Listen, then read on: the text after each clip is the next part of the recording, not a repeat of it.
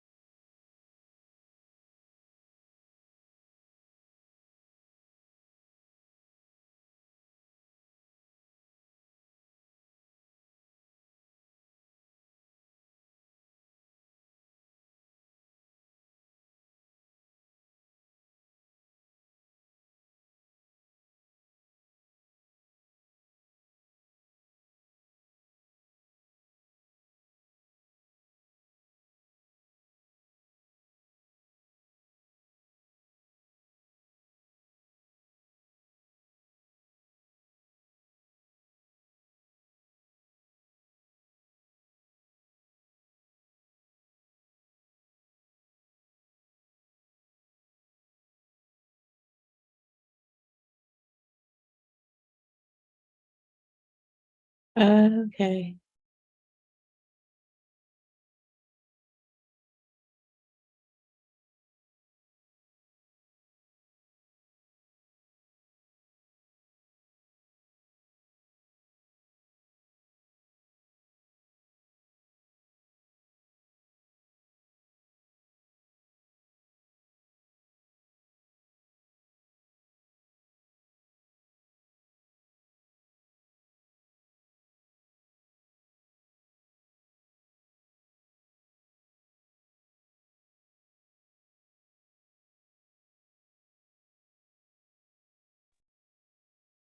Hey, Heather. Hello, how are you? Good. How are you doing? Good. Awesome.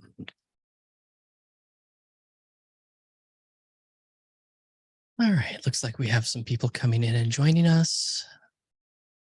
Hey, John, Iris, Susan, Renee. Nice to see you guys. A few more coming in. David, what's up? Sherry, how's it going?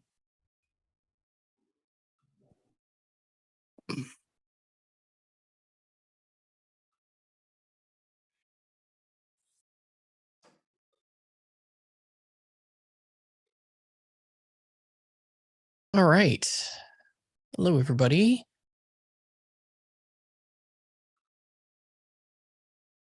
Dorita, what's up? I was struggling to find this place.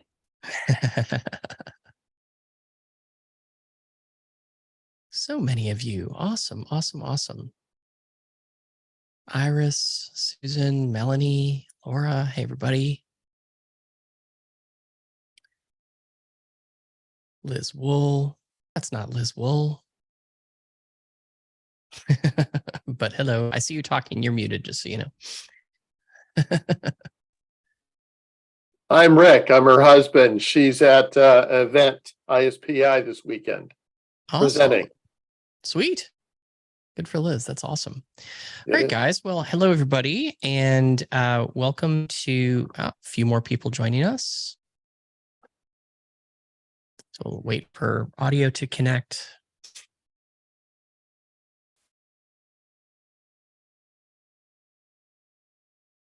All right. So, hey, everybody, and welcome to today's Q&A call. We have a few more people on the call, so excited to have you here. There's a couple things that I wanted to just point out. So as a starting point, for those of you who have been using the platform for a while, when you logged into your dashboard and you went to join the Q&A call, you may have noticed right at the top, there's two buttons.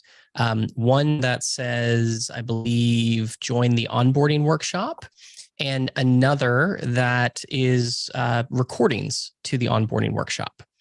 So just to give you guys a sense of what's going on, and we haven't been emailing everybody about this, only we had a crop of new users join us at the beginning of April. And what we've been doing is doing 2 weekly calls, and we're doing them for 4 weeks. And they're taking place on Tuesdays and on Thursdays at 7 p.m. And essentially what we've been going through is the entire platform top to bottom. And the recordings are available. So if you guys do want to go back and watch them, you can. We're not going to send everybody, except for those people who are brand new, emails about them. But if you want to join, there's no reason that you can't. They're taking place at 7 p.m. Eastern on Tuesdays and Thursdays for really only the next, I think there's only 3 calls left. So we have 1 tomorrow and then 2 next week. Just to give you a little bit of a sense, what our team is then doing is we are going to be taking the content from those calls.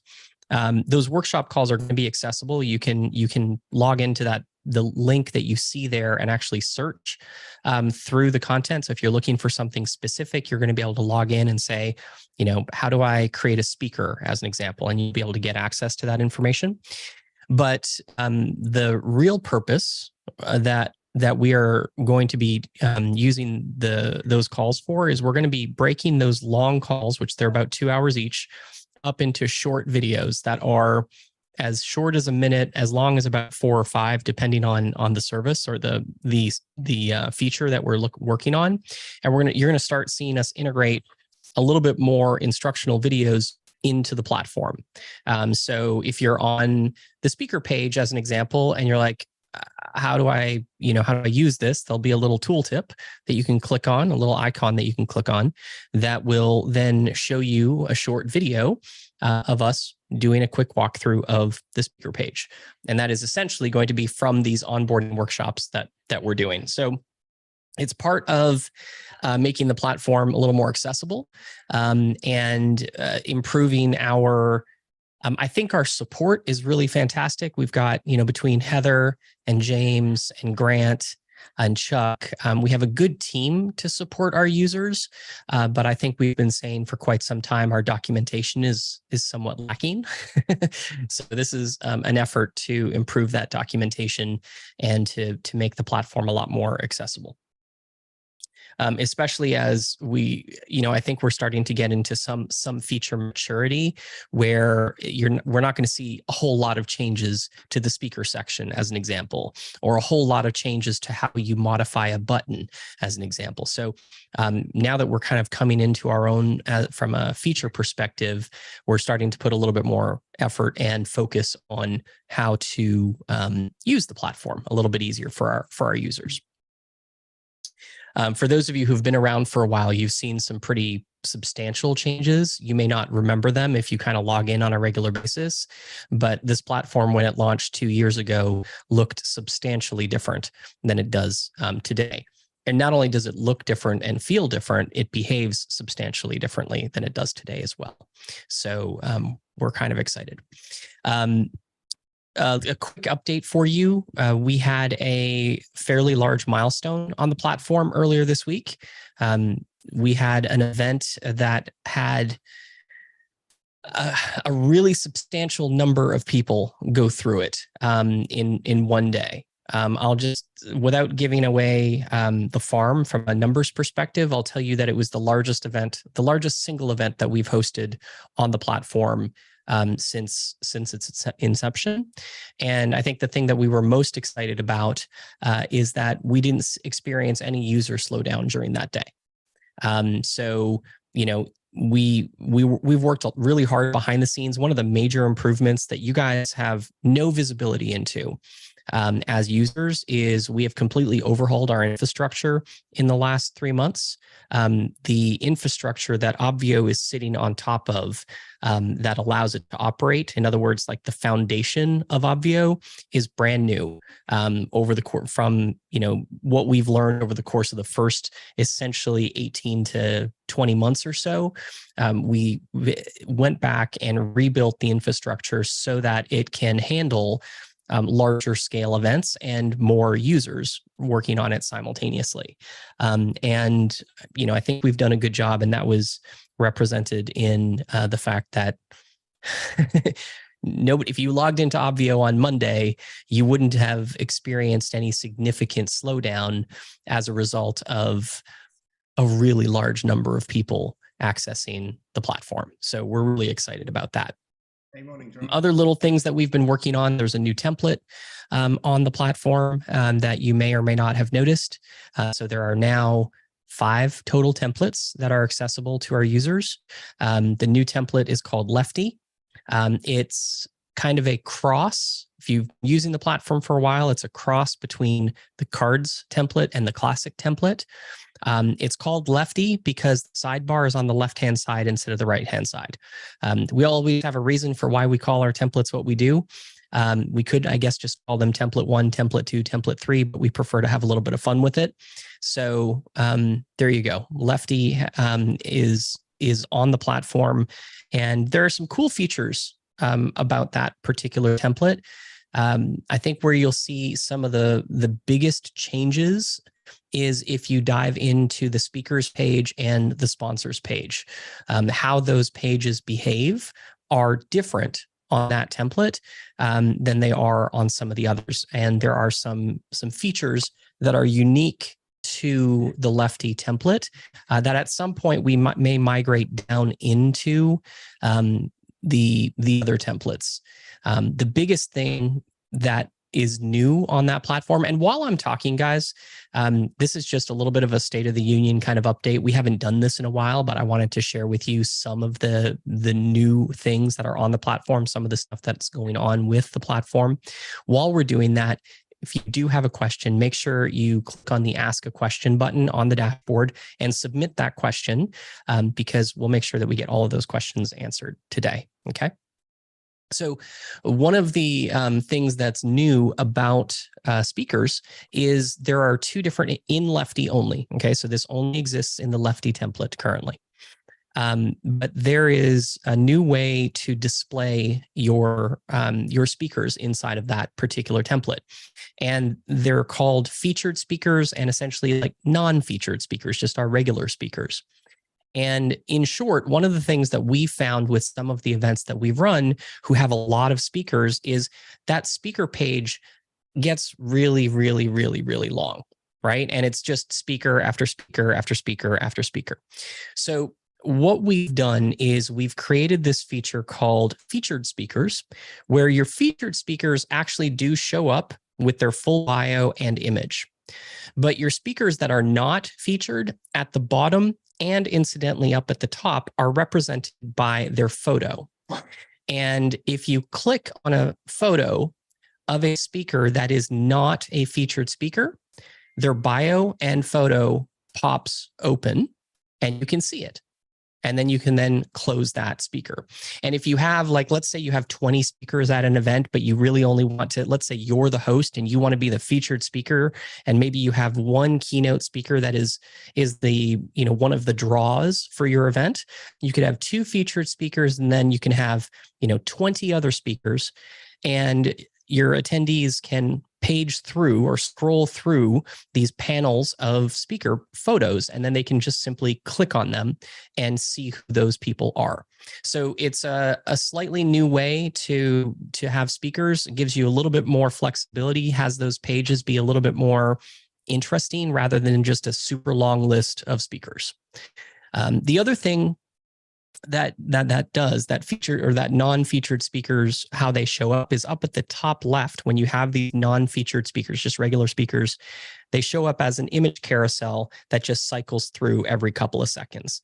And your attendees can do the exact same thing as they can down at the bottom, which is simply click on the speaker's image and their bio will pop open. So we kind of like it. I think that there's a solid chance that at some point in the next few months, you'll start to see that same kind of functionality migrate into the other templates. Because like I said, I think it's a pretty interesting way to have up-leveled those speaker pages. On the sponsor pages, there's also something there that's new inside of Lefty, and that is that you can have different levels of sponsorship, and they display slightly differently. So they display inside of little cards, and you can have 4 different types of levels, 4 different cards. One is a 1 sponsor per row. You're going to see where I'm going here. One is a 2 sponsors per row. One is a 3 sponsors per row, And I could let you guess what the fourth one is, but I'll say it anyway. It's 4 sponsors per row. Now, the reason this can be useful is your sponsors who pay a little more, you may want to feature them as a 1 sponsor per row sponsor. So they get a little bit more visibility up at the top. And then your next level down, maybe your sponsors who pay more than everybody else, but less than the people right at the top. You could put them in as 2 sponsors per row. So they still get additional visibility or more visibility than the rest, but not as much as the top level. And then a third, of course, option could be, and then for everybody else, you give them the either 4 sponsors per row or 3 sponsors per row layout. And then what the system will naturally do is when you preview it or when you look at it in your attendee mode, the sponsors will be grouped. 1 per row is at the top, then 2, then 3, then 4. So that's, I think, really, really handy. You may be thinking, how is that going to look on mobile? And from a mobile perspective, they simply all stack. So on mobile, they really do all look pretty much the same. But one of the things that we've found, and this is a surprise to most of our users, because when we think about traffic for events, we oftentimes hear a lot, especially from people who work with ads, who work on social media, et cetera, that the majority of web traffic these days is on mobile, right? It's on phones. What I can tell you from statistics that we have from over 2 million attendees having gone through this platform is that about 95% of attendees who go through Obvio for events are coming through it on either a desktop or a tablet form factor, so a larger screen. Only about 5% of our users are coming through the platform on true mobile devices. It's 90% desktop or laptop, 5% iPad, and about 1%, about 5% on mobile. So there you go. That's just a little bit of information about the new template. I'd highly recommend you create an event, play around with it, and see what it looks like, see how you like the new template. You can also, as always, when you go to the templates page or when you're creating a new template, there is a demo template that you can take a look at. We've put the same content that we put on all of our sample dashboards onto the demo template. The last thing I'm going to share with you is we are in the midst of, we've been talking about this for a while, and we've been talking about marketplace and communications for quite some time. And you've probably noticed, or maybe you haven't, but I'll tell you anyway, that they haven't yet made their way into the platform so everybody can just watch it, right? Or use them. You can still, anybody can get access to it. You just have to ask. So we call it essentially a closed or a kind of closed beta, because there's no, you don't have to, you don't have to qualify to get access to it. You just have to ask for it. And that's the reason that we still haven't made marketplace and communications the reason why you still haven't gotten marketplace and communications just in the app without asking for it is because we still feel that it is not perfect. We're not 100% happy with it. From a marketplace perspective, it is a very powerful page builder. However, it's difficult to use. And we are in the middle of a major reorganization and restructure of the marketplace page builder that we're super excited about. We're in the midst of making it a lot easier to understand and a lot more user-friendly. So know that there are some really big changes coming. I've seen some preliminary demos from our developers on the concepts that we've came up with to make the platform a lot easier, because I've found, you guys know that I use the platform probably more than anybody. And then our team uses, like the Sage team uses the platform as users more than most. So we are constantly in this on a regular basis. And I found that when I'm creating a marketplace sales page, I'm finding it hard to use. And it's one of those things that if I'm finding it hard to use and I'm using it every single day, I feel like putting it in the hands of our users is not going to be the best experience for you. So we think that this change that we're making is going to make it a lot more user-friendly. I'm excited to share it with you guys once it's ready.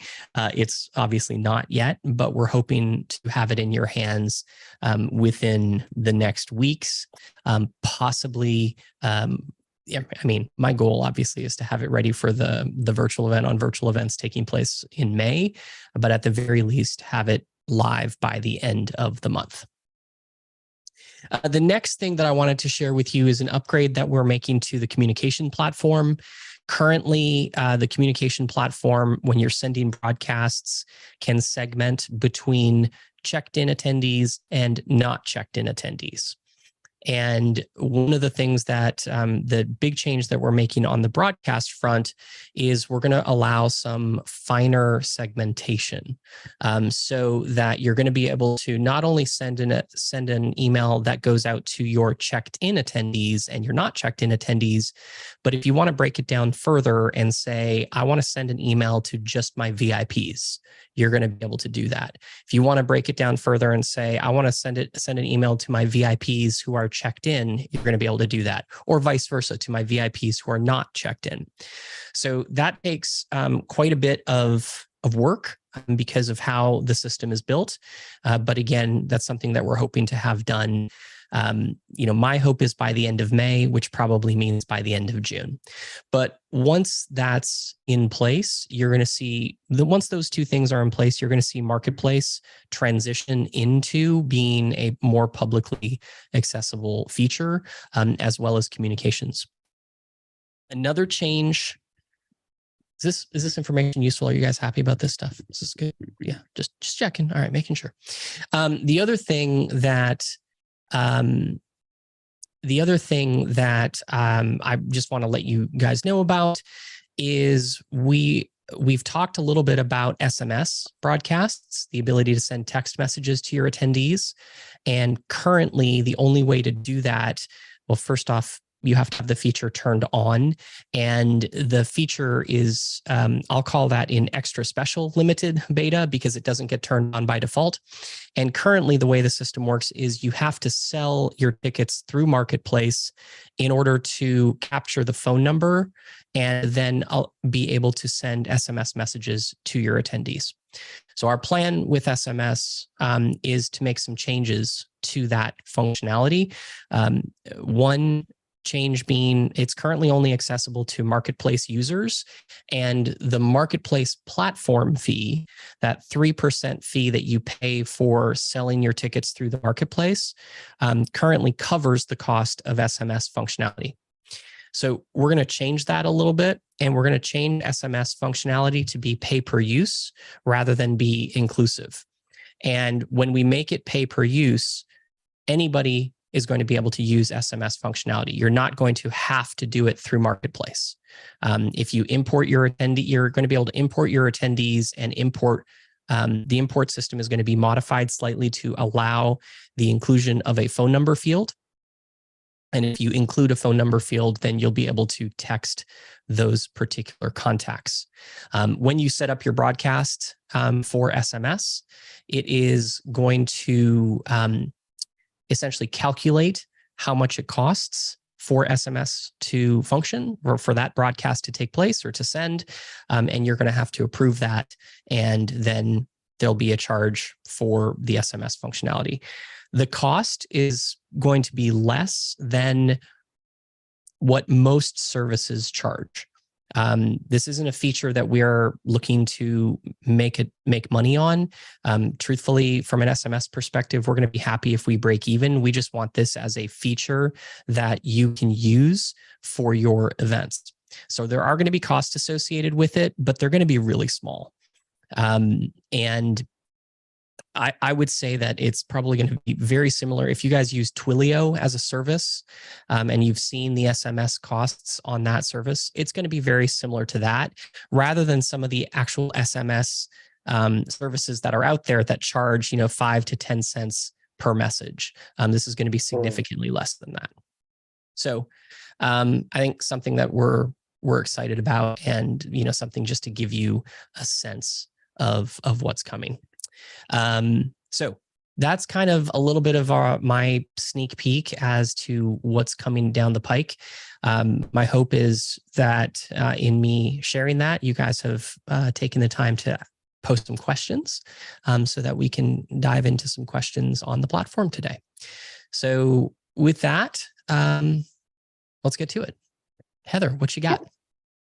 So Renee had a question regarding broadcasts. She said she received an error message. Only one broadcast may be sent before the event start when trying to email for an event. Please help. Sure. So you can only, there are some limitations to the broadcast feature. Limitation number one, you can only send one broadcast before the event.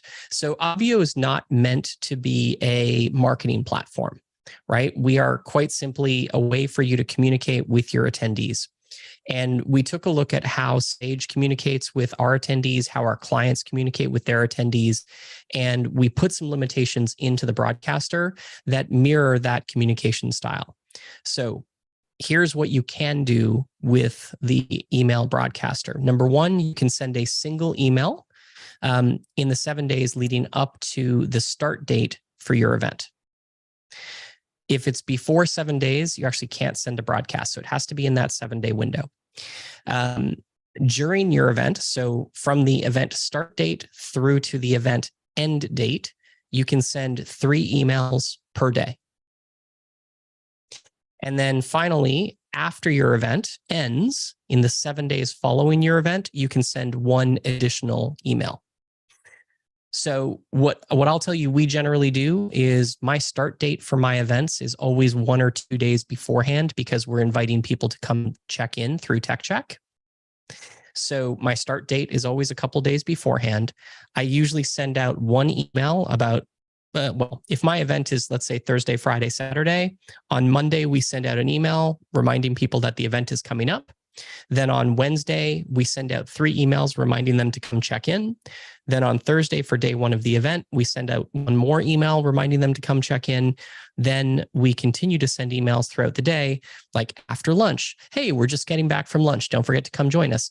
After the dinner break. Hey, we're just getting back from dinner. Don't forget to come join us. And then day 2 and day 3 look very much the same.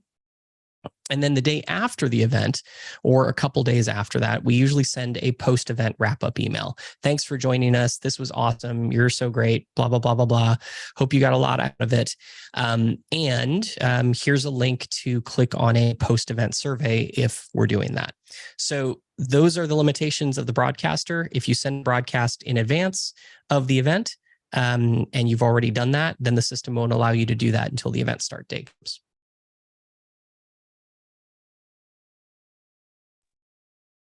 Awesome. So Christine had a question. She said that she texted Barry last week and she was trying to buy an early bird ticket for a new hire, but couldn't figure out how to use my payment info to buy a ticket for someone else. You use your payment info, but you use their email address and their name, and that should function. That should work for you, Christine.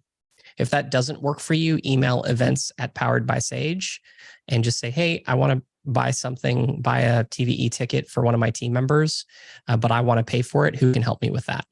And the team will reach out and give you a hand and we'll support you. All right. And then I have a few questions from Lady Hurry. She said she can't be on this call, but we'll watch the replay for these answers. Great. The first one says, can we change the name of speakers page to say team leads or whatever, etc.? Are all the titles able to be edited to fit our use? Yes. And I'm not going to give you any more detail than that, because normally if that person was on the call, I would say, what template are you using? Because based on the template that you're using, where it is always slightly different. But generally speaking, you go to the speakers page and there's a way to hover over where the title is and you can modify that title. and you can modify it to be whatever you want. On the cards template and on the panels template, there's the addition of, and I think actually on the Nifty template, there's the additional ability to change not only the title at the top of the speakers page, but also the link in the menu bar that goes to that page can be changed as well. So it varies a little bit based on the template that you're using, because each of the templates behave slightly differently. But short answer, yes, you can. All right. And the next one is, I have had a difficult time finding one of those Fiverr people mentioned as they get confused on what to do. Do you have a Fiverr person that you can recommend that understands what is expected? I don't know. But if you're struggling with something specific as it relates to creating a dashboard, just reach out to our team and or pop onto one of these calls, and we're happy to actually walk through it with you on the call live. And then the last, oh, no, right, it's not the last one from her. The next one is, any chance of someone making Canva templates to use for a design for each of the dashboards?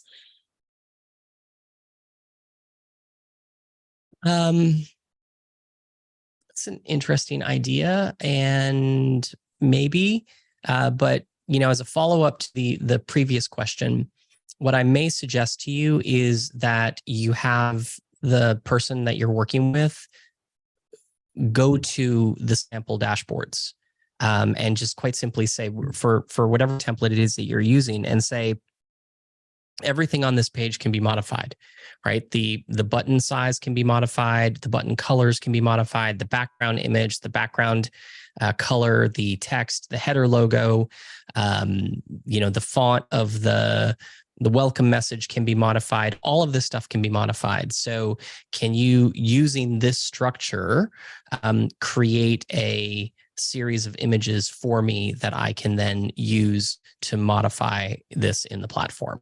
That's probably the direction that I would give to somebody on Fiverr or on Upwork or something along those lines that I was trying to work with. Or if I was going to Design Pickle, which is a service that we've used that has graphic designers, I've kind of done that same thing where I'll be like, hey, here's the custom template here's not the custom template. Here's the sample dashboard, and here are some assets. Here's a sales page that the client is using. Here's the client's logo. Here are a couple of colors. Can you mock up in Canva or in Photoshop a template based on, or a website based on this template? A lot of this stuff can be modified, but this is the general template that I want you to work within.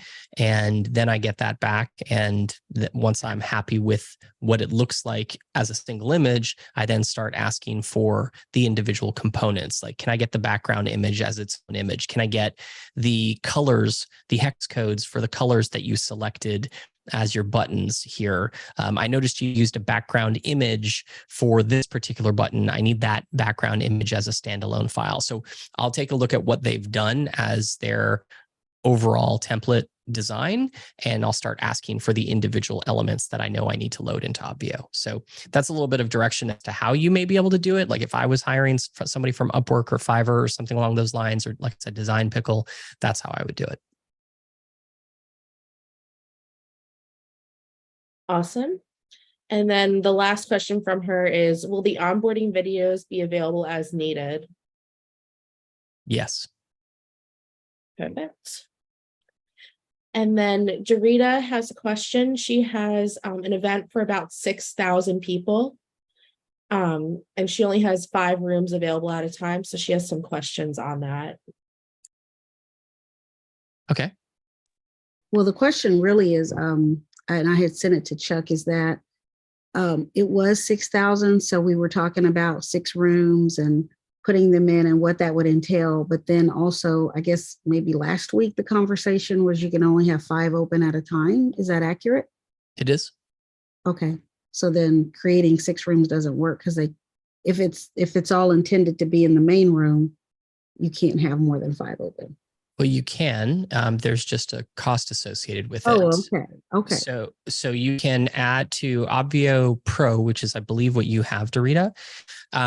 You can add an additional Zoom room to your account for a 30-day window, and it costs $100. And what that will allow, if you do one, what that will allow is it'll allow you to then open up 6 concurrent rooms. The other thing I would ask, and you and we can chat about this separately, or actually, no, let's just do it right here. Is it a free event or is it a paid event? Free. Okay. And are we talking about 6,000 signups? Yes. You're not going to have 6,000 people. I'm going to tell you right now, if it's 6,000 signups, there's no chance you have 6,000 people show up. Well, here was the thing. The client was like really adamant that it had the capacity for it and just in case. And then they ended up with 10,000 registered. They're probably going to do a webinar route. The question is just whether or not it works. That's kind of what I was initially looking at. But they ended up with 10,000 registered. I don't think so either. I don't think it does, to be honest with you. But it was one of those where, they were just being forceful about, knowing that it could do it and all of that. So that's why I was checking with Chuck to say, does it even do it? Is it possible? That kind of thing. So yeah, so it is. You can add as many rooms as you want, right? It's essentially $100 per room. Mm-hmm. And I'm trying to remember what webinar costs at the 5,000 person capacity. But I'm pretty sure it's significant. And not, significantly more. Now, the one upside to using webinar, of course, is you can put everybody in a single room. The downside to using webinar is it's a very empty experience from an attendee perspective, right? It's basically a live stream. It's one way. The host can't see any of their attendees, and so on and so forth. So you do have to figure out the tech around rebroadcasting from room 1 into room 2, 3, 4, 5, and 6. And there's a few ways to do that. If you're interested, I'm happy to have a conversation with you. It is a service that we've actually started providing for a lot of our clients who are doing larger scale events, and they just don't want to deal with That's good to know because it's so few and far between, but you want to know that it's available. Yeah, that was actually my preference. I didn't know that. Yeah, that was a conversation. But now that we have here on site at the Sage Studio, now that we have more than one studio, it's not uncommon for us to do that. We did that for actually this week we're doing it for Stu McLaren and his membership experience workshop, or the membership workshop. They're doing a series of Q&As or implementation days as part of their launch. And they don't have the capacity or the technical stuff to run multiple Zoom rooms. So they're just running one, and then we're rebroadcasting from 1 into 2, 3, 4, whatever the number is. And he's doing it out of his studio. Yep. Yeah. Mm-hmm. So they're doing it. They're doing all we do essentially is we connect to your main Zoom room. We pull the audio and video from that main Zoom room, and we then insert it into rooms 2, 3, 4, 5, 6, or 7, 8, 9, 10, whatever you want. And we don't manage those other rooms. So I will tell you, if you want to do breakouts or, mute, unmute, or any of those things, we actually don't touch that stuff. Your team would still have to connect to those rooms and manage them technically. But from a video distribution and audio distribution perspective, we can handle that for you. Okay. So there is a cost associated with it, but I think it's fairly reasonable. Mm-hmm. Okay, offline regarding that video audio distribution real quick. So somebody in the group was using Obvio on a hybrid event, and the other night I jumped on late. And it seems to be the recurring theme that keeps happening. I'm looking for the language for audio visual companies when they set it up and they're using their board for the audio and everything. what is that one? There's a thing right in the middle where you can get the sound from their audio board into Zoom. And it's not where you're listening to the room, but it's actually coming through Zoom. And I was looking for the language for that. Just ask me that. I think I understand the question, but would you do me a favor? Would you ask it just one more time? So they have their board set up where they're doing the where mics are connected to their audio board, mics, maybe a video playback computer. And the video playback, everything, they can control it.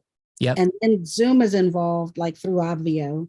Yep. And on our side, it sounds like it's in a tunnel. It's not actually still connected.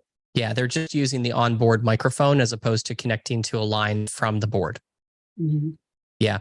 So they need to actually ingest the audio or find a way to insert or bring the phone or the audio into the computer as a microphone. And usually what that'll require, there's a few different ways to do it. But generally speaking, for what I'm guessing you're working with, you're going to need an XLR to USB audio interface that allows you to take the speaker volume, right? Like the same signal that's going to the speakers in the room, and plug it into your computer and have your computer use that line as the microphone. So when somebody talks on stage, they don't sound like, right? Because you actually hear them, because it's the same audio that is coming directly off their microphone rather than the built-in microphone on the laptop being used to pick up the room audio, which is going to sound like absolute garbage. Got it. That's it. That's what I was looking for. Yeah. And then the other piece of it, this is where it sometimes can get a tiny bit complicated. Okay. But the other piece of it is, if you want the people on Zoom to be able to ask a question and be able to be broadcast on your PA, right, on your speakers, you're going to need to make sure that the line going into the laptop is what audio guys will refer to as a mix minus. And all it means is the audio signal going to the laptop, going to that XLR to USB adapter, needs to include all of the audio sources that you are using on your board minus itself. Because if you include itself, when somebody in Zoom talks, they're going to hear themselves talk. It's going to create an echo, and that's not going to work. So that's the second half of it. If you're not wanting your Zoom attendees to talk, then it's easier. You just need a program line, like a program audio feed, program audio mix into your computer. But if you do want your Zoom attendees to talk, you're going to have a line into that computer. It needs to be a mix minus. And then you're going to have a line out of that computer plugged into one of the inputs on the board. So there's actually two-way audio going through that computer. And most AV companies can do that just using the headphone audio jack on any computer, right? The same way they would plug in a computer to play music. It's the exact same process. Okay. We eventually get there, but I have never had the language to say it. It's like I can explain what's happening and what we're doing and what we're seeing. And I usually have to record it on my side, send it back to them so they can understand that we can't hear it the same way. Yeah, it's because they're using, so there's one last step is inside of Zoom, you actually then have to change the microphone, right? So in Zoom, they may have it all plugged in properly, but in Zoom, for some reason, they haven't actually changed the microphone source from the built-in microphone to the USB audio adapter that you have plugged into the computer, because Zoom doesn't do it automatically. Zoom will recognize that there's another audio source, but it won't change to that audio source automatically. You have to physically change it. Not physically, manually change it. On which computer? On Zoom, in Zoom. In Zoom, well, in the Obvio, in Zoom. Just in Zoom. Not, I mean, yes, in the Obvio Zoom account, but it's in Zoom itself. Like once you click start from Obvio and it opens up Zoom, in Zoom, next to the mute button, there's going to be a little up arrow. And you click that up arrow and you're going to see select a microphone. And you're going to need to select the microphone source that is the USB audio interface that you plugged in from the board. Got it. And then under that same vein, if you're having to listen to your Zoom audience, if you need your Zoom audience to be able to speak, under select a speaker, you need to make sure that you've selected the correct speaker, right? So on my Mac, it has under speakers, it has the line out as an option. And then it also has the built-in speakers as an option. So you need to make sure that you're selecting the correct devices in Zoom, in the application Zoom. Got it. Thank you. You're welcome. Very helpful. All right. Great. So Sherry has a question. She's helping Lionel out, or Lionel. Can you combine help desk and tech check the morning the event opens for anyone not yet checked in? If she has visibility rules, exact times for items on the dashboard, and for any reason they don't come up, can you just manually post, or do you need to cancel the visibility rules first? So 2 questions in there. So number 1, for tech check, yes, you can 100% make that change. It's super easy to do. You go to the tech check page, and on the tech check page, you change the area, the Zoom area that tech check is associated with, from the tech check area to the help desk area. That's it. And then, 1 to 2 minutes later, the attendees will start, will get redirected. So here's where that is on the tech check page. It says pick an area. There's a drop down, and you can actually see this is TVE 5. So once the event actually gets going, we do exactly that. We take our tech check agents, we put them into the help desk because they start helping people in the help desk. But as people continue to come in, we don't have to keep the tech check area active. We have them go straight into help desk. So that's 100% how you do it. I have some clients who have chosen to, after a certain period of time, just turn off tech check because they're like, you know what, I don't want to confuse people in the help desk with tech check. I don't think that's, like, for me, I don't think it's a big deal, but we do have some clients who feel that way. And if that's you, just disable it. And once it's disabled, now when people sign the waiver, they then land on the dashboard because you've turned off tech check. So either one of those 2 options will work. Thank you. You're welcome. Remind me what the second part of that question was, Heather. Yeah, so she has set up visibility rules and exact times for items on the dashboard. If for some reason they don't come up, can you manually post them? Or do you need to cancel the visibility rules first? You have to. Sorry, my dog has decided to choose this moment to play with a squeaky toy. I'm sure that's irritating as all get out. If the visibility rules for show from and show until are not working for you, there's 2 reasons why that may be the case. Okay. Number 1, you haven't enabled the button.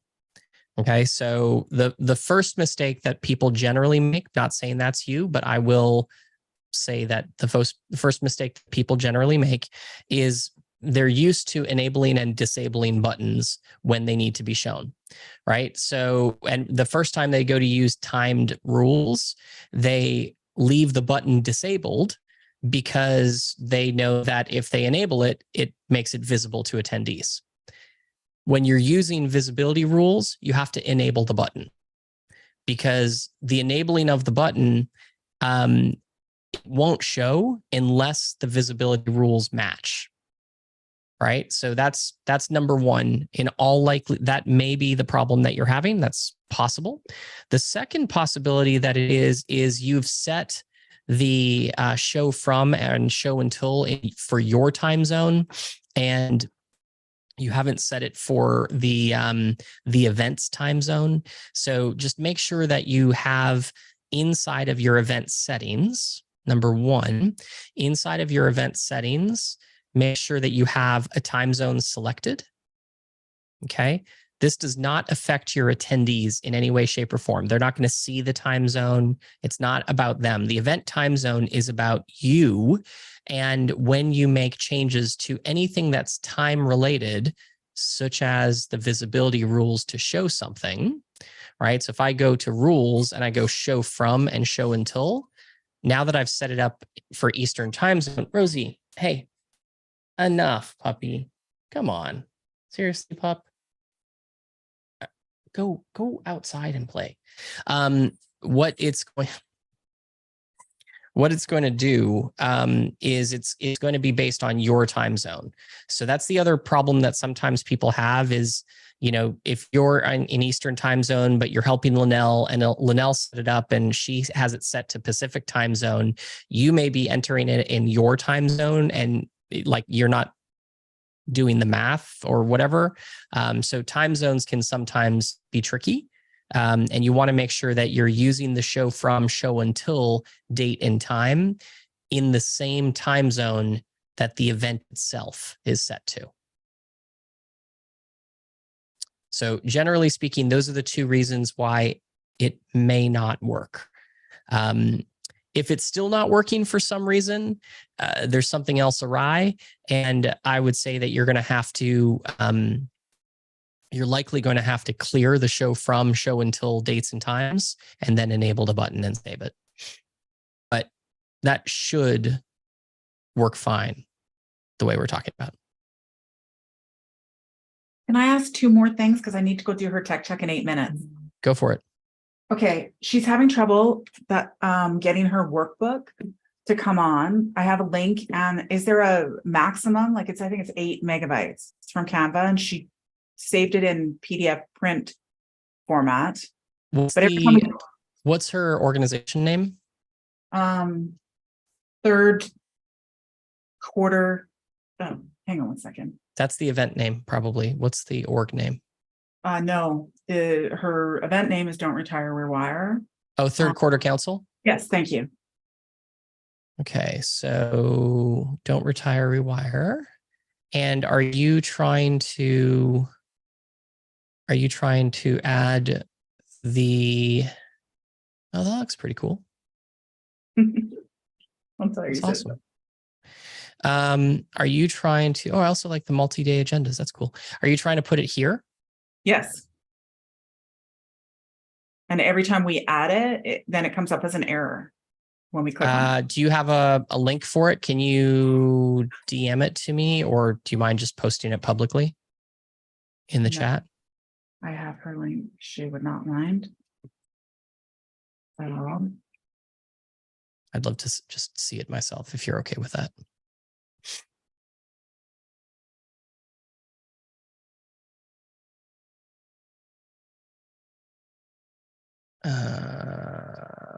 Can I download this from this link?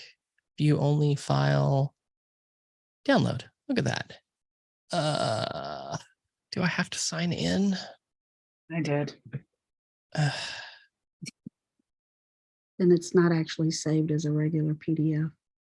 Well, I have a PDF like by email as well.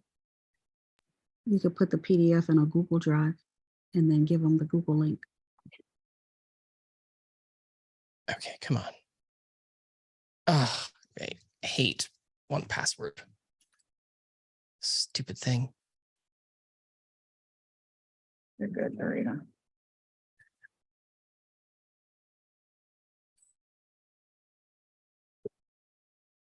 So it may be a file type issue if it's not downloading as an actual PDF.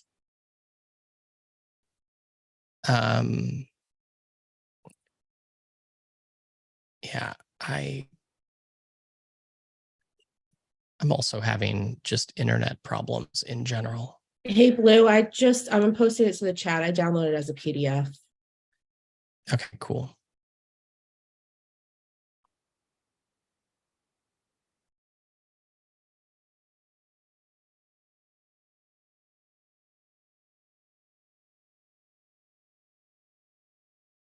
Okay, so add resource. What are we calling it?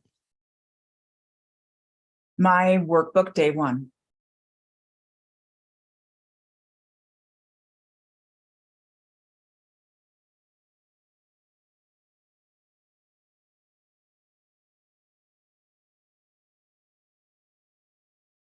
Huh. That's the error you're getting. Most likely, right? Yep. The file failed to upload. There is no reason why that should not upload.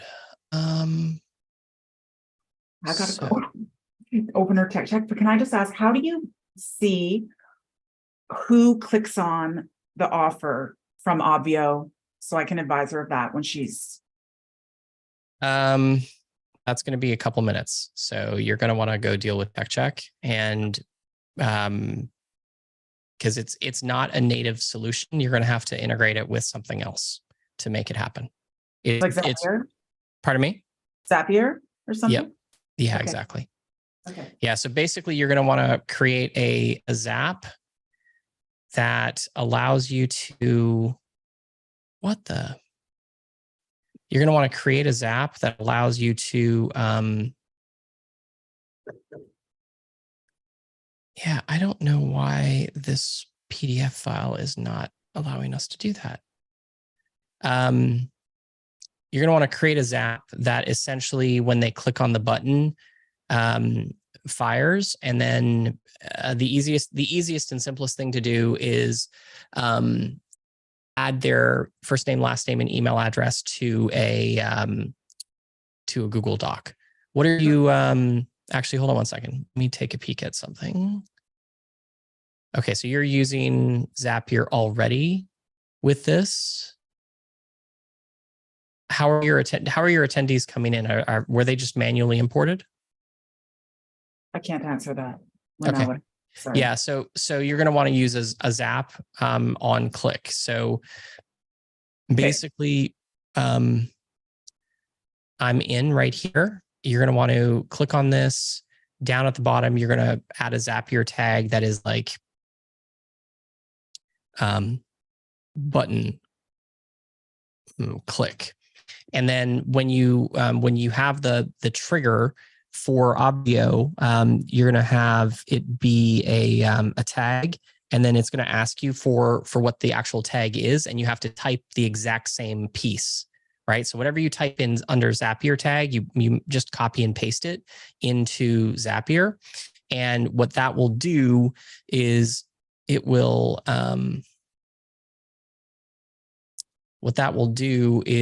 also modify the there we go. What that'll do is it'll capture it properly, and then it'll also give you their first name, last name, and email address, and then you have an action, which is like add a row to a Google Sheet, and you can add all of those attendees who click on the link into your Google Sheet. So it's pretty straightforward. Okay, you're wonderful. Thank you. No problem. Good luck. Thank you. Okay. So Dorita asked, does it make sense to use Marketplace for a free event? Sure. There's two ways that you can do it though. Like, does Marketplace need a whole bunch? Like, do you need a whole bunch of detail, or is it a pretty simple sign up process? I was going to, for like our experiment, is use it just so that we had the registration in one place and I wouldn't have to do, Yeah, I would. You can, the Marketplace allows you to do, you still have to put, so there's two things that are going to happen when you use Marketplace with a free event. Number one, the organization still has to be connected to Stripe. Even though you're not actually going to process anything in Stripe, it still needs to be there. And then number two, you need to create a $0 ticket. Right. And then you build out the Marketplace page and they select the $0 ticket. And when they submit it, it never hits Stripe, of course, because we're not trying to process anything. It also doesn't ask for a credit card, just asks for first name, last name, and email address. Phone number is optional. If you set up the order form settings to include a shipping address, it'll ask for that, but that can be turned on or off. And then when they confirm it, they're in. Nice and easy.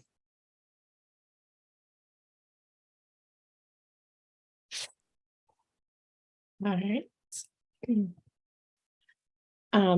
And then Doritas also said the chat still doesn't identify each person when several are in the back end. Any update? Nothing of value to share with you at this moment, outside of letting you know that Zoom is aware of it. And we've been told that it should be fixed in an update that is being released in April, but we are getting awfully close to the end of April. So it is on my list to follow up with them on again, because that's been the case for a couple of months now. And it's seriously annoying. Okay, thanks. All right. Iris asks, what do you recommend to do at Tech Check? Do you have a Tech Check script that you can use for from past events? Yeah. Do we have that somewhere, Heather? Yeah, there you go. Heather can share it with you. Here's the short version, though. There's not a whole lot of tech being checked at Tech Check.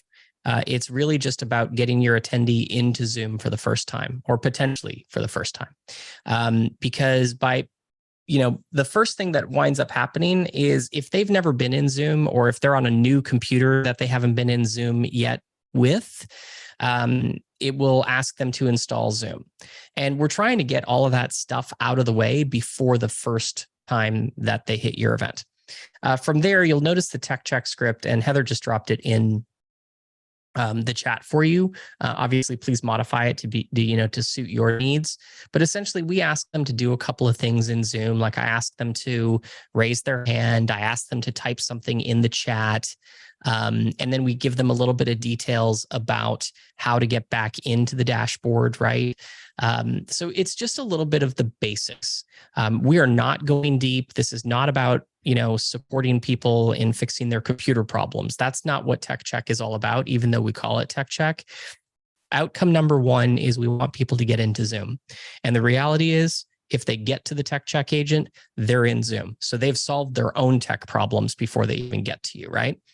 Outcome number two is what I would just call a warm embrace, right? So we're trying to just welcome them to the event, have them feel different than like a free challenge or a live stream where they just show up and they're immediately in.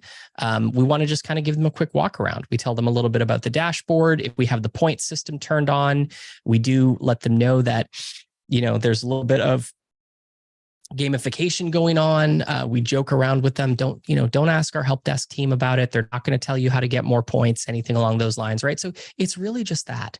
It's welcoming them to the event, giving them a little bit of information about it. Even though you probably emailed them this information, we all know most people don't read, right? So it seems a little bit like a duplicate of stuff you've probably already shared, but it's valuable. So yeah. There you go. Thank you. I did Tech Check for this event last year, but this year I'm teaching new volunteers how to do it. So it's going to be really helpful to have the script so I can kind of leave that for my new volunteers. Awesome. Yeah. Well, you're welcome. And I hope it helps. I love Tech Check. It's something that we started doing with the first virtual event that we did back in April of 2020. And we continue to do it for all of our events. We've done it for as many as about 30,000 people. Now admittedly for that particular event, we had, I think, 70 people doing Tech Check 24 hours a day for 3 days. So like, it's an effort, and it wasn't the same 70 people, right? It was 70 people on like 8-hour shifts. But yeah, it's a cool experience.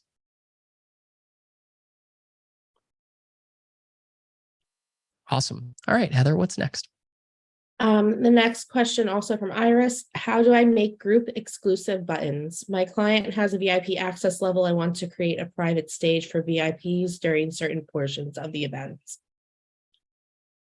Great.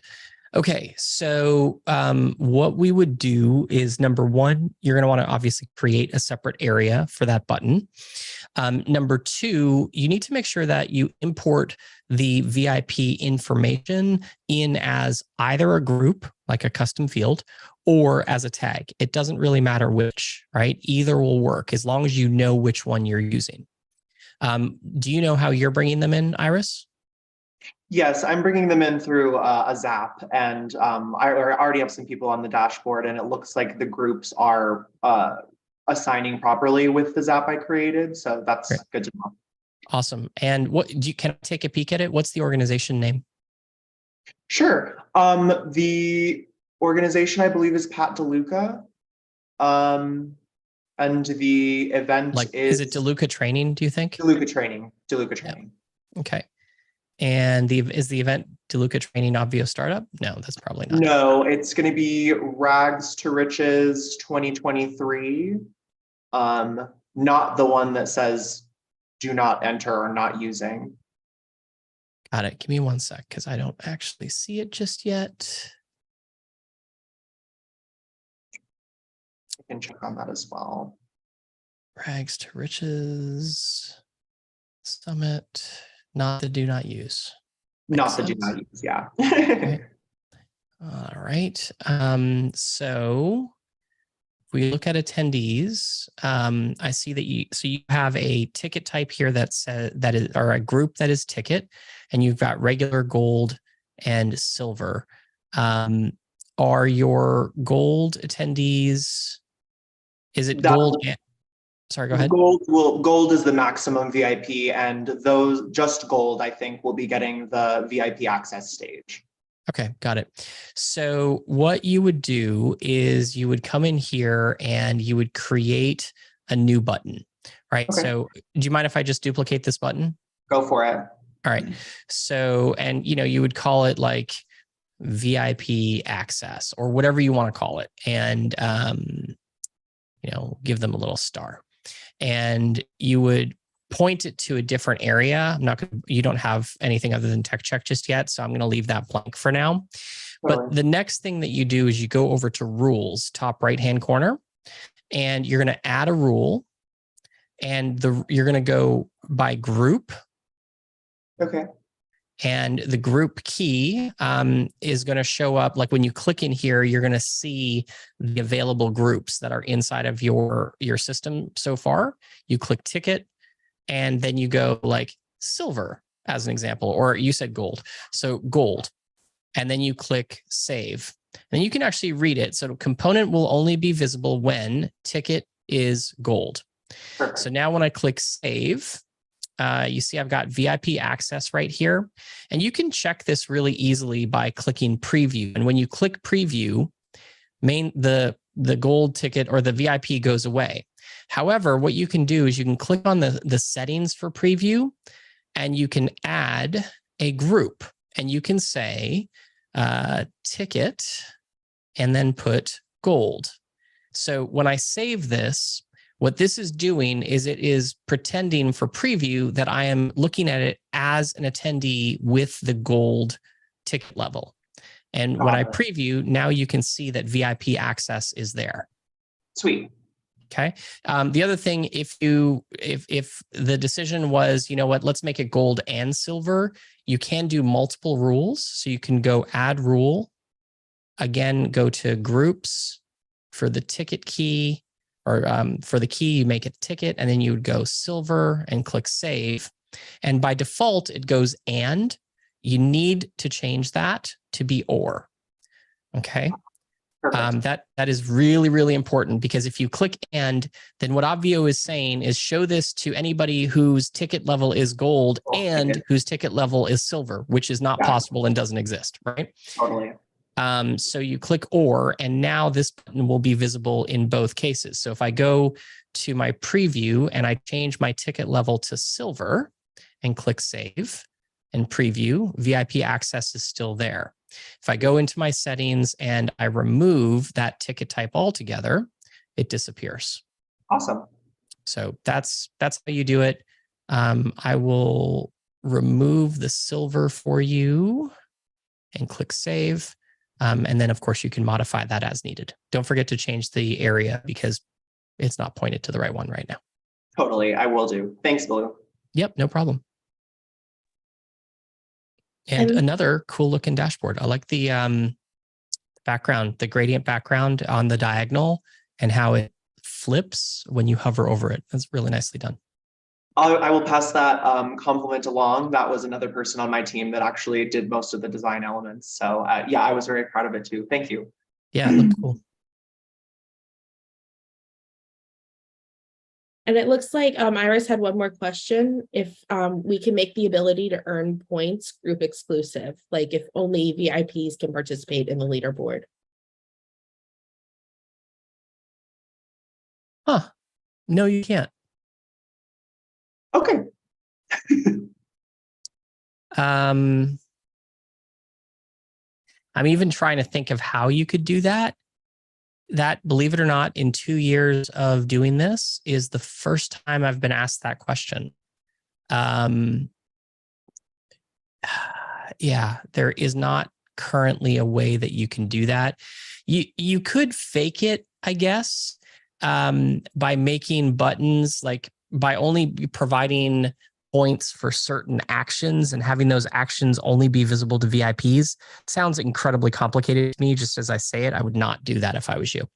Beyond that, no, there isn't a way to do that.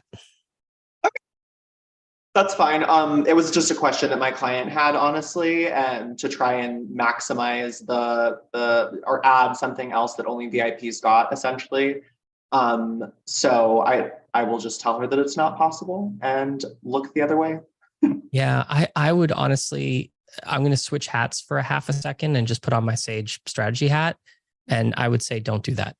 Even if a client wanted to do that, and even if we could do that, I would tell them, if they were my client and I was talking to them, I would say that the gamification system is designed to encourage your attendees to interact and to participate in the event.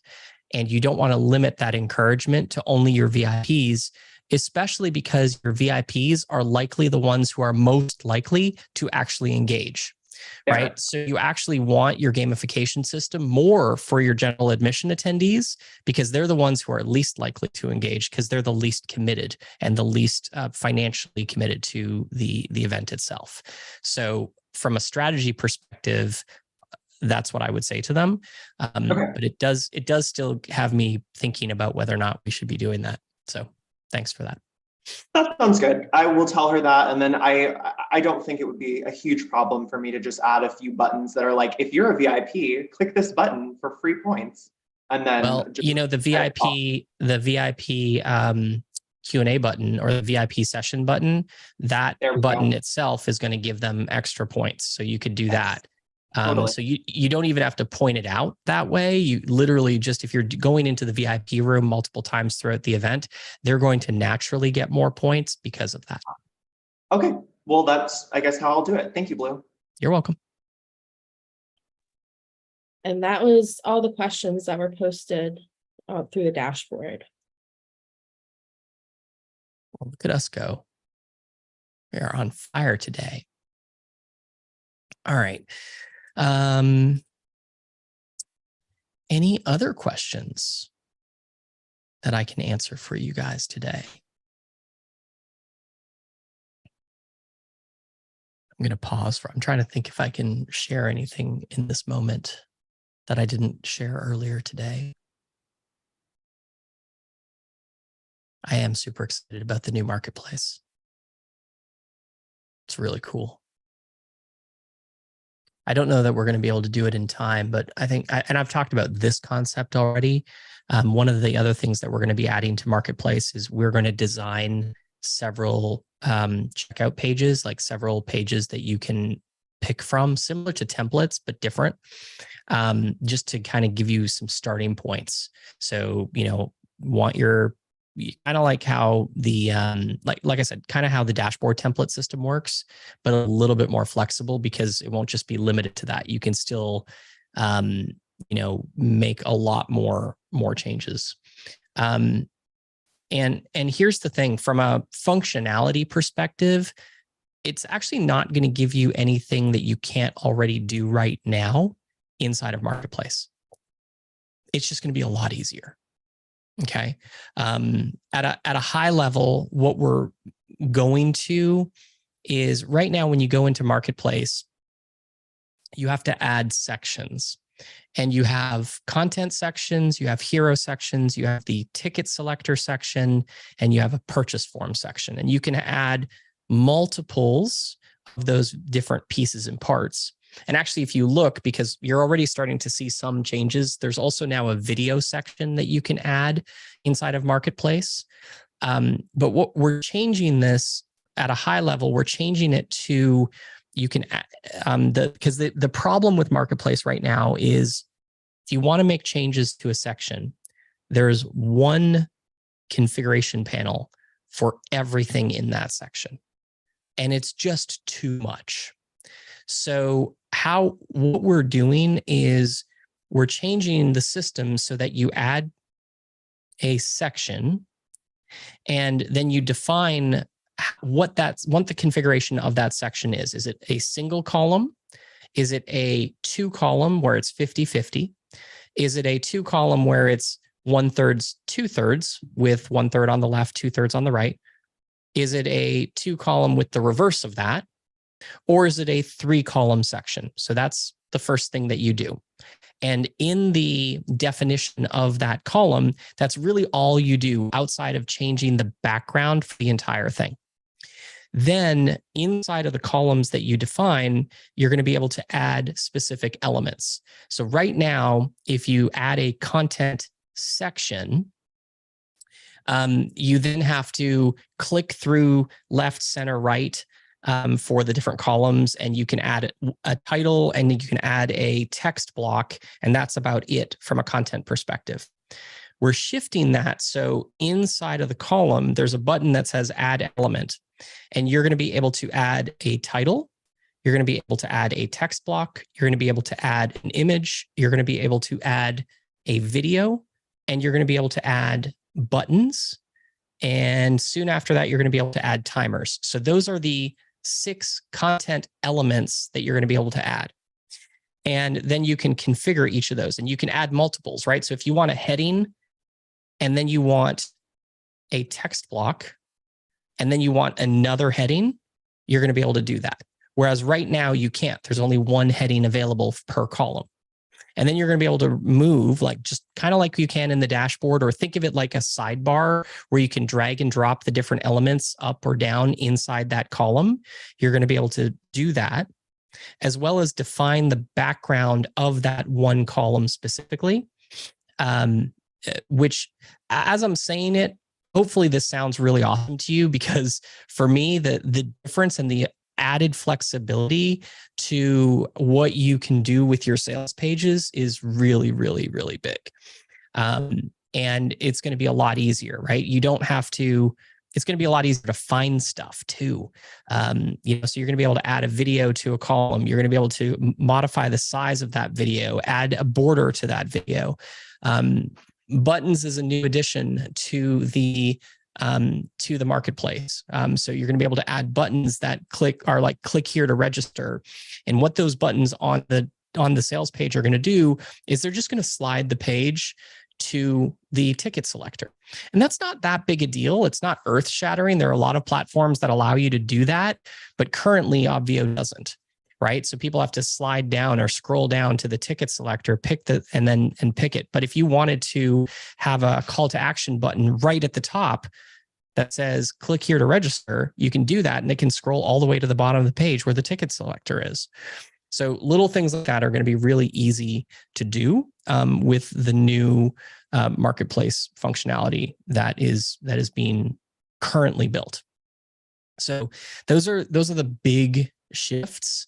And like I said, I'm really excited about it because it's going to simplify all those configuration panels. Like right now, if you go into Marketplace and you add a content block and you pick like a 3-column content block, you then need to add all of your content in that same configuration panel. And you're like, okay, which content block am I editing right now? The left column, the center column, or the right column? I'm editing the left column. Okay, I want to add a title to the right column. So you click the right column, then you add the title. You're like, wait a second, no, I don't want the title to be above the content block. I want the content, like the text box, to be first, and then I want the title underneath the text box. But you can't do that, right? So there's, it's functional, and we've built some pretty cool pages with it, but it takes time because it's not easy to use. And the new functionality, our developer is calling it Blockception, a take on Inception, because you can put elements inside of elements inside of elements.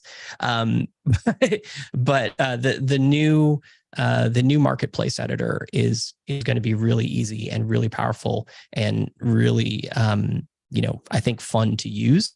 And then much like the dashboard editor, it also is going to allow for the new, you can kind of do it right now, but there's some issues.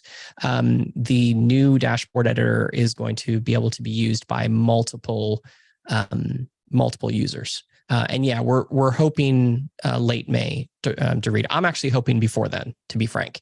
I'm pushing our development team to have that ready for TVE because I'd like people to see it.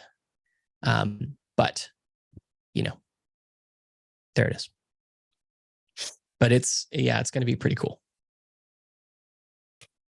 And like I said, easy to use, right? You want to kind of like, we're really just taking what we've built on the dashboard side of things and making the marketplace more like that, right? You want to modify an image, you hover over the image, you click the gear, you can change the size of the image, you can change the image itself. Right? Want to modify a text block, you go to the text block, you hover over it, you click the gear, modify the text block. Unlike where it is right now, which is if you want to modify a text block in the right column, you click on the entire section, configuration panel, it pops out, you click on the right column because you need to make sure you're editing the right text block. Then now you see it, you make your changes and you click save. But, it's just harder. And the ability to add multiple blocks. So if you wanted a title followed by an image, followed by a text block, followed by another image, followed by another title, followed by another text box, you can do that all in one column. Whereas right now, if you wanted to do that, you'd have to be like, all right, how many content blocks do I need to add to get the order and the thing that I want? It's just harder to use. So like I said, we're aiming to make the functionality just a lot easier to use,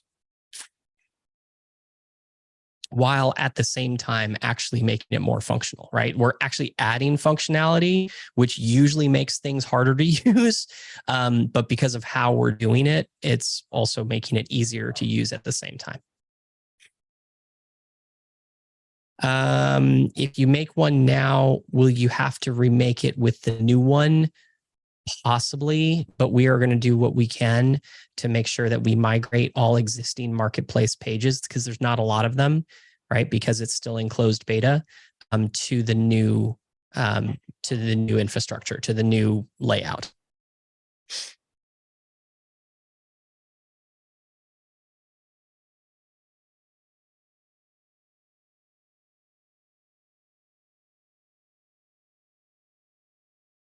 All right. Any other questions come in, Heather, or are people just hanging out today? They just want to listen to you talk. Oh man, it's the microphone. I know that's what's going on. Can you guys hear my dog going crazy? That's No. so good. She now's the time of day when the custodial team comes through the office in the building, and they swap out all the trash bags. And Rosie has a thing about trash bags. When we all take a trash bag and we kind of like flip it, and it like air, and the trash bag opens up. When you do that, she goes nuts. Like something happens with how she hears that in her, beautiful little dog brain, and she goes crazy. So the janitorial team fortunately loves Rosie. So they know her, but if they didn't, it's like she's just barking at them for 4 minutes as they go through and they change trash bags around the office. Anyway, there you go. Blue, Dorita wants to know, are there any affiliate links for the TVE event or tickets? There are not. But if you have a lot of people, if you reach out to events at Powered by Sage and say, hey, I've got a bunch of people that I really want to hook up. Can you hook me up? We'll get you taken care of. And then Liz, or possibly not Liz, but her husband said, is there an editor feature similar to ClickFunnels editor? Or is the editor feature similar to ClickFunnels editor? There is a small page being taken out of several of the editors that are out there right now. ClickFunnels, Samcart, Beaver Builder, Elementor, all have a very similar architecture where you start with these sections that go all the way across, and then inside of each section, you can add stuff to it. And that's kind of the approach we're taking. So I would say and it's not going to be for the dashboard. This is strictly for the sales pages. You may see some of this functionality migrate into your attendee dashboard pages as well. But we need to keep the attendee dashboards fairly lightweight because of the nature of events, right? Because we need to be able to allow you to have a tremendous amount of traffic in a short period of time because events are time-based. Whereas with the registration pages, we're a little less concerned about that because generally speaking, people will register. You won't have 1,000 people register in a 5-minute window. You'll have 1,000 people register over 5 days. Right. So the registration pages can be a little bit more robust, can have a few more features, can have more videos loaded, can have more imagery on it, things like that, things that we're a little less worried about than we are with the main dashboard pages that have to be maintained in a pretty lightweight fashion. We're also putting a little bit more of a heavy focus on mobile first from a editor perspective. Even though you're going to be editing the dashboard you're going to be editing the dashboard in a desktop view. The approach that we're taking works really well on mobile and can scale or can respond to mobile devices in a really good way.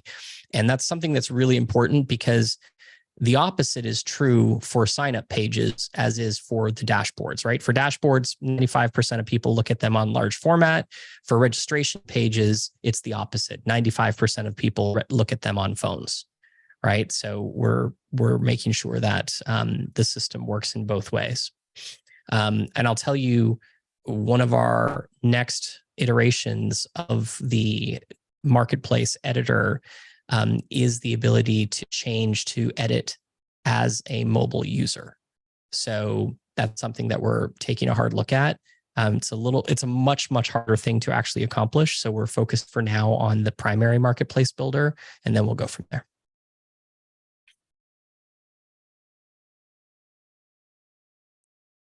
Awesome. And then we did have 2 more questions come through. Awesome. Amy says, in Tech Check, we're doing a meet and greet. So people will come through the Tech Check and then be added to the main stage. I know you've done this before, but can you remind me if I need to add other things to make sure this can happen? So is Amy with us? Oh, there you are. Amy, are you doing the meet and greet in Tech Check, or are you having them come do Tech Check and then leave Tech Check, land on the dashboard, and then click the meet and greet? Which of those two are you planning? I wanted to do it the second way you described it. Okay. So no, there's nothing that you need to worry too much about outside of you need to make sure you have an area for Tech Check and that your Tech Check system is pointed to that area. Mm-hmm. And then on your dashboard, you have a button for like meet and greet. Mm-hmm. And the meet and greet button is pointed to a different area. It can be the main stage, but it can also be like the meet and greet area. Dorita and I were talking earlier today about the limitations of having only 5 active Zoom rooms at a time. When we switched our billing infrastructure and our plans pretty significantly last November, one of the things that was true previously is you could have up to 10 rooms inside of an event. Well, now we've changed our counting. You can have unlimited rooms in an event now, and unlimited areas. The difference is you can only have 5 open at one time. So it's like you win some, you lose some a little bit here. But from your perspective, just make sure you can put them in the main. You can put the button that says meet and greet inside of the main stage, or you can add a new area called meet and greet, and you can add it to that. It doesn't really matter. There's no advantage one way or the other. Sherry, do you have? I noticed that you just popped in, and I know you're doing tech check. You want to unmute? Do you have a question?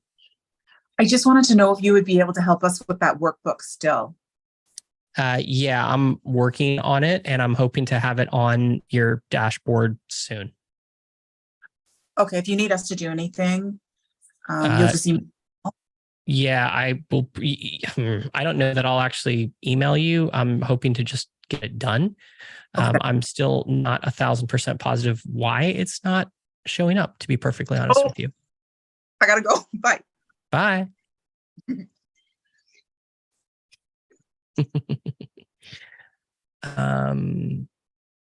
I think that answered my question.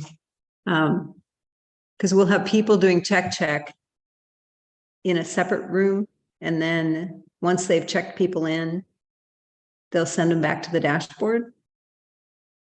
Yeah. And then So basically, once they check people in, you have them leave the meeting, and they will then wind up back in their browser, right? And in their browser, what was the tech check page will have been updated to be the will have been updated to be the dashboard automatically.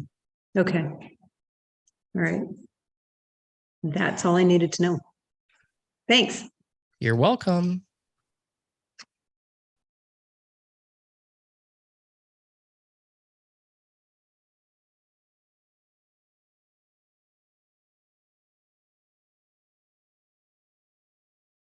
I just wanted to let you know, Sherry just put something in the ask a question. She said, sorry if I sounded rude, and she appreciates your help. It's all good. I recognize the stress and reality of working live in an event.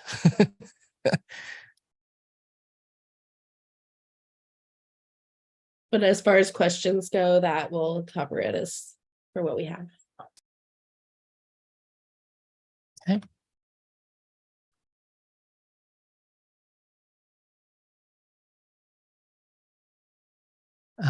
Give me 1 second. I am just writing something to our dev team to see if I can figure out what the heck is going on with this workbook file. And if there's anyone in this meeting, if you guys have a question, feel free to, you can just type it in the chat right now, and then we'll make Blue answer it when he's done typing.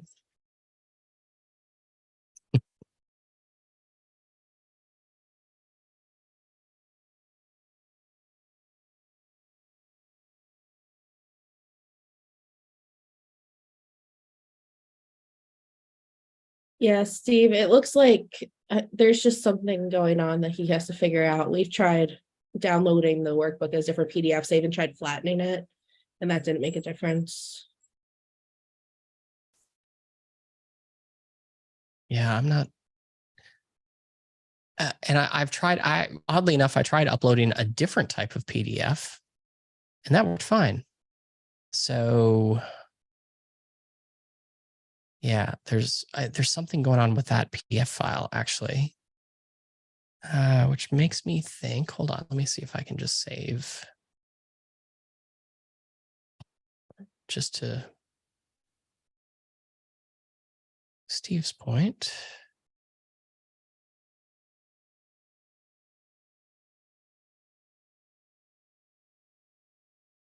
Nope. so weird. And it's not like there's the file limit on that is 150 meg for resources. Just so you guys know, you can upload files that are up to 150 megabytes to resources. And that should work perfectly fine. So there you have it. All right. Any other questions?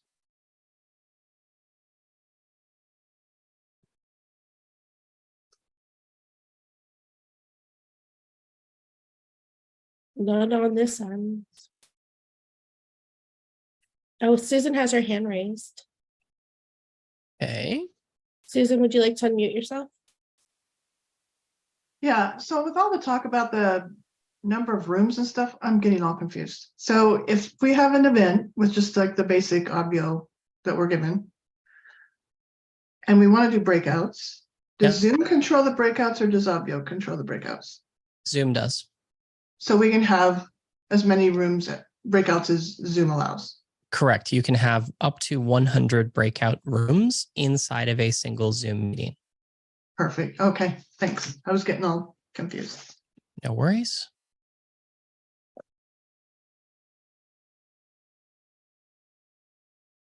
Lou, inside a meeting or inside each room? They're the same thing. A meeting is a room. It's actually something that we've contemplated renaming because there is such a thing as a Zoom room, but what we're technically using is actually Zoom meetings. Mm-hmm.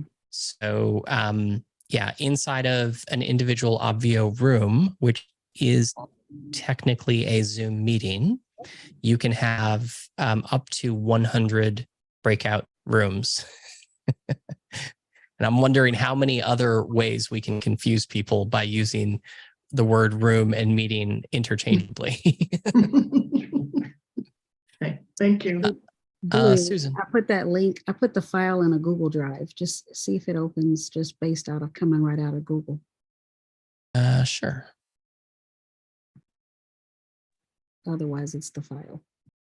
Yeah, I definitely think that it is the file, but I don't know what's up with the file. That's the thing that's kind of weird. Actually, to be honest with you, I'm not sure it is the file. I think there's something that I'm missing. And yeah, that also has the same. We could not upload your file. The file failed to upload.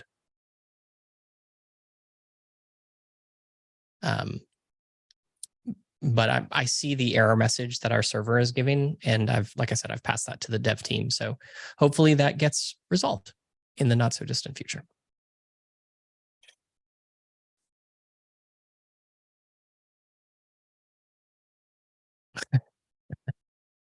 Amy, it's so funny. One of the things that we've been working on is very important, very high level stuff here. We have two studios here at the Sage offices, and one of them we call Studio A and the other one we call Studio B.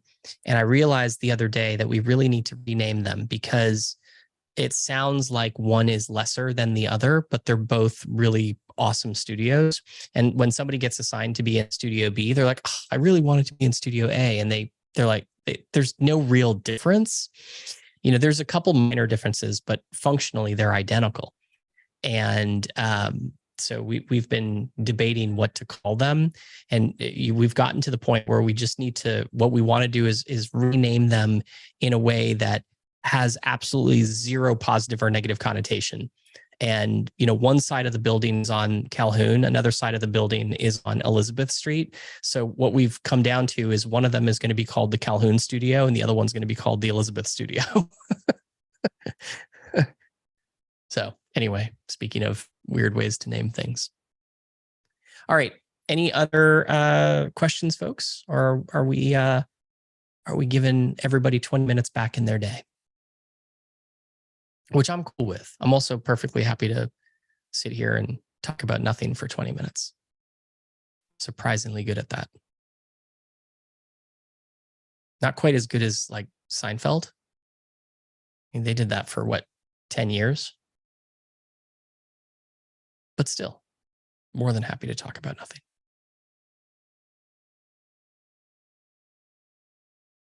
All right. Well, I'm going to give you guys the rest of your day back. and say thank you for very much for, of course, using the platform, for trusting us with your virtual events, and also for being here to ask any questions that you have. For those of you thinking about coming to the virtual event on virtual events, we'd love to have you. If you're using the platform, you should definitely be there. You can pick up a ticket by going to tveticket.com. It's $97 to register. And it's going to be a blast. It's May 11th through the 13th. And come join us. Learn all about the wonders of virtual events. Beyond the platform itself, how you can actually monetize your virtual events, have profitable virtual events, and have your very own what we call purpose-driven payday. Not sure what that is? You should definitely show up. All right. Thanks, everybody. Have an amazing day. Next week's call is going to be at 8 a.m. and we will see you all then.